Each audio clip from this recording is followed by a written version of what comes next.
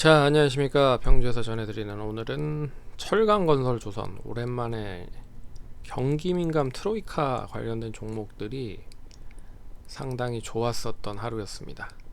그래서 나도 주도주가 될 수 있는지에 대한 이야기를 나눠보는 시간을 가져보도록 하겠습니다.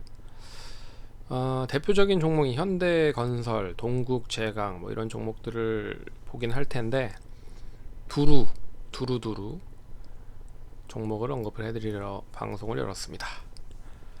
그러면 좋아요, 구독하기 해주셔서 감사드리고요. 본격적으로 방송 진행하도록 하겠습니다. 시장은 좀 밋밋한 그런 흐름이죠. 코스피 시장은 뭐 2500을 계속 돌파하려고 하는데 못하고 있는 상황이다. 코스닥 시장이 되레 더 좋은 흐름이 나타나고 있는 모습입니다. 이런 가운데서 어떻게 보면 이 지수를 끌어올리지 못하다 보니까 코스피 시장 기준으로 봤을 때 이제 종목별로 움직이고 있는 상황이다. 그래서 종목별 흐름, 시장 흐름이 계속해서 전개되고 있는 상황이다. 고로 지수를 끌어올렸었던 삼성전자 뭐 이런 쪽이 좀 쉬어가는 흐름이죠. SK하이닉스 시가총액 상위 종목이 쉬어가는 흐름인데, 이제 반면에 좋아지는 쪽이 있다. 그게 바로 조선철강 건설 종목이다. 그래서 최근에 철강주들 보시면 현대제철 뭐 상당히 좋은 흐름이고요. 동국제강 역시 상당히 좋은 흐름입니다. 그리고 포스코홀딩스 역시 이제 상당히 좋은 흐름이고요. 그리고 건설 쪽으로 넘어가면 이제 GS건설이 바닥에서 슬슬 움직이기 시작을 하고 있고요. 그리고 대우건설도 역시 반등을 하기 시작을 하고 있다. 여기에 뭐 현대건설도 나름 좋은 흐름이고요. 예전에 이제 대림산업 연계되어 있는 DL도 뭐 좋은 흐름입니다. 여기에 조선주들도 보시면 뭐 대우조선해양 같은 경우에는 이전 고점을 이미 좀 갱신한 흐름이고 추이 자체가 좀 돌아서고 있는 상황이다. 나머지 조선주들도 한국조선해양 역시 바닥에서 이제 턴어라운드를 한 흐름이고요. 반면에 현대미포조선은 좀 지지부진한 흐름입니다. 삼성중공업도 나름 바닥에서 좀 좋은 흐름이죠. 그래서 이 조선 건설, 철강, 이 경기민감주의 트로이카 관련된 종목들이 상당히 좀 많이 움직이고 있다 라고 말씀을 드릴 수 있을 것 같습니다.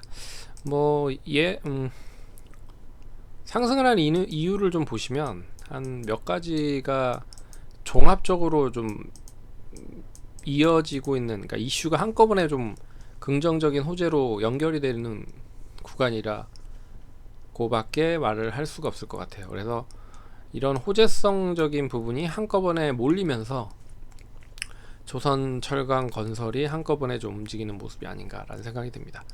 그래서 첫 번째는 뭐 이 관련된 종목들이 움직이는 부분은 지수가 밋밋하다. 그래서 지수가 뭐 폭발적으로 상승을 한다라고 하면 결국에는 뭐 시가총액 상위 종목으로 매기가 몰리겠죠. 그래서 뭐 삼성전자나 SK하이닉스 뭐 이런 쪽으로 몰리겠지만 코스피 그냥 기준으로 봤을 때는 시장이 좀 밋밋하다라는 게 이제 첫 번째 이유라고 좀 볼 수 있을 것 같고요. 두 번째는 이제 중국이라고 이유를 찾을 수 있을 것 같습니다. 그래서 3년간 중국이 지금 코로나 제로 정책을 시연하고 있는 상황이잖아요. 근데 이 제로 정책 자체가 완화 정책으로 전환이 되면서 올해 상당히 좀 경기 부양을 할 거다. 그럼 이제 경기 부양을 하는 데 있어서 가장 필요한 업종이 이 건설, 철강, 조선이잖아요. 그래서 미리 좀 매수를 하려고 준비를 하고 있는 게 아닌가 라는 생각도 하고 있고요. 3월 2일부터 양회가 시작됩니다. 3월 7일인가 2일일 거예요. 제가 정확하게 확인을 해서 언급을 해드리겠습니다. 3월 7일이었던 것 같아요. 어찌됐든 3월 7일부터 11일까지 중국 양회, 그래서 전 인민 상대로 이제 대대적인 회의를 하죠. 그래서 얼마만큼 경기를 부양할 건지에 대한 부분과 어느 쪽을 키울 거냐 뭐 이런 이야기가 나올 겁니다. 그게 이제 있을 거고, 그리고 이제 지금 튀르키예가 결국엔 이제 지진이 상당히 많이 났죠. 시리아 재건 공사가 있을 겁니다. 그래서 튀르키예와 시리아의 재건 공사와 더불어서 중동으로 좀 넘어가면 네옴시티까지 연결이 될 수 있는 부분이고, 또 마지막으로 하나 이야기를 할 수 있는 게 아직까지도 끝나지 않고 있는 전쟁, 결국 우크라이나에 대한 재건도 남아있다 라고 볼 수가 있는 거죠. 그러니까 이런 부분들이 한꺼번에 종합적으로 지금 이 조선철강 건설에 붙어 있다 라고 볼 수 있습니다. 그래서 종목을 보시면 동국제강을 좀 예로 들어 드릴까요? 동국제강을 예로 들어 드리면 되레 이제 포스코홀딩스 같은 경우나 포스코나 현대제철 같은 경우에는 뭐 더 탄력적인 흐름을 보이고 있는 모습입니다. 그래서 현대제철이 이제 시가총액 5조인데 7% 정도 상승을 했고요. 그리고 최근에 포스코홀딩스 역시 시가총액 자체가 29조짜리 종목이 막 7%씩 올라갔었던 흐름들을 보였어요. 그래서 이렇게 이제 흐름 자체가 좋으니 많이 올라간 종목들 빼고는 이제 못 올라간 종목들로 이제 매수세가 슬슬 낙수 효과로 유입이 되는 거죠. 그래서 동국제강이 움직이고 있다. 그래서 단기적으로 봤을 때는 이 16,300원을 빠르게 제압을 하면 추이 자체는 더 상승을 할 거다. 그래서 뭐 17,000원에서 한 2만원까지도 움직일 수 있다라고 좀 보고 있고요. 이 대시세에 대한 흐름이 이제 하락에서 상승으로 전환되고 있다. 뭐 이런 흐름으로 좀 보시면 좋을 것 같고, 그리고 최근에 수급의 질 자체도 좋아지고 있다. 특히나 투신 쪽 그리고 외국인 쪽에 대한 매수가 괜찮게 들어오고 있다.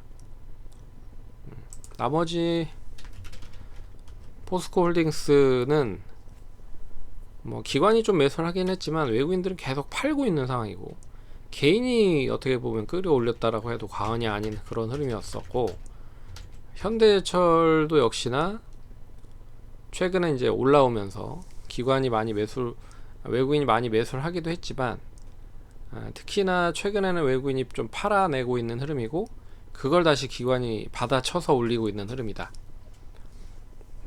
그렇게 좀 보실 수 있습니다. 그래서 전반적으로 수급 자체가 뭐 단발적으로 끝나고 이제 없어질 그런 수급이 아니라 외국인이나 기관이 좀 사주고 있다라고 좀 보고 있어서 좀 질 자체가 좋은 그런 수급이 된 거 아닌가라는 생각도 할 수 있을 것 같습니다. 그래서 혹시라도 동국제강을 보유하고 계시면 뭐 대표적인 종목은 뭐 포스코홀딩스가 최근엔 제일 좋아서 그 종목을 보시면서 대응을 하시되, 16,000원을 제압을 하면 결국에는 뭐 17,000, 8,000원까지는 움직일 수 있을 것이다. 그래서 1차 목표가는 그렇게 두시고 2차는 한 2만원 선까지 보시면 좋을 것 같습니다. 근데 이게 보시면 지금 작년부터 시작을 했어요. 올해까지 봤을 때 좀 긴 흐름으로만 보면 가격이 딱 정해져 있습니다. 10,000원에서 2만원. 그래서 이번 상승이 어느 정도 이어진다고 하면 길게는 2만원까지 보셔야 된다는 거죠. 그리고 뭐 현대제철도 뭐 거의 흡사한 흐름이고, 포스코홀딩스는 차라리 더 좋은 흐름이죠. 어떻게 보면 2022년에 그리고 박스권 흐름까지 지금 안착을 한 게 아니라 돌파를 한 흐름이잖아요. 그래서 박스권 흐름이 거의 27만원 정도에서 32만원 정도 선이었는데 32만원을 돌파했다. 그러니 뭐 35만원까지는 충분히 더 움직일 수 있을 것 같고, 이번에 상승을 하면 한 38만원 이상까지 보셔도 된다 라고 볼 수 있습니다.